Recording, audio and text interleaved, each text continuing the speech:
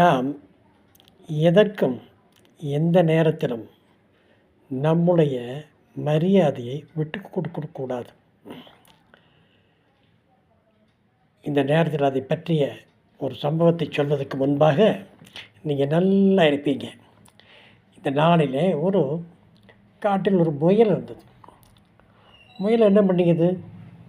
முயலை துரத்த நாயை துரத்தியது, எல்லாம் துரத்தியது, மனுஷன் துரத்தினான். இது என்னடா பண்ணுறதுன்னு நினச்சிட்டு இனி இவனுக்கிட்ட இவனுக்கிட்ட இந்த தப்பிச்சு கூட ஒரே வழி, செத்து போகிறது தான் ஒரே வழிட்டு குளக்கரையில் போய் விழுந்து செத்தரலாம் அப்படின்னு குளக்கரைக்கு போச்சு. அந்த குளக்கரைக்கு போன உடனே இந்த முயலை பார்த்து அதுக்குள்ள இந்த தவளைகள்லாம் ஓடி போச்சு.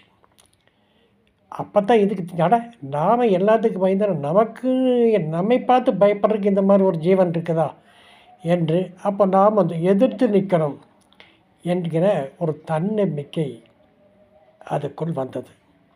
ஆனால் சில மனிதர்கள் சில சூழ்நிலைகளினால் அவர்கள் தான் இனி இருந்து பிரயோஜனம் இல்லை, எதிரியின் கையில் மடிவதை விட நம்மளை நாமளே மாய்த்து கொள்ளலாம் என்று சில பேர் நினைக்கிற ஒரு காரியம்தான்.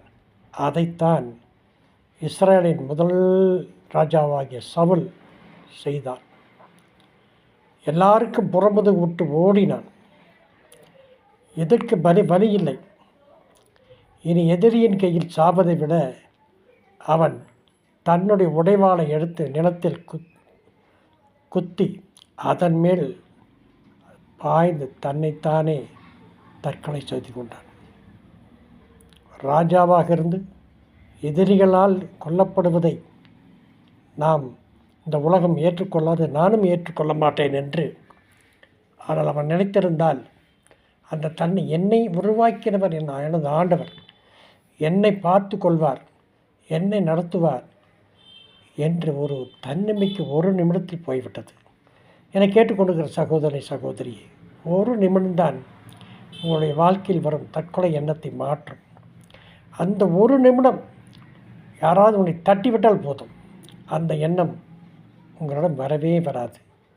எதை கொண்டும் நாம் பரிபூர்ண ஆயுசு வாழ்ந்து நம்முடைய கடமைகள் எல்லாம் முடித்து ஆண்டவர் கூப்பிடும்போது நாம் போனால் போதும் என்று கூறி லைக் பண்ணுங்கள், ஷேர் பண்ணுங்கள், சப்ஸ்கிரைப் பண்ணுங்கள்.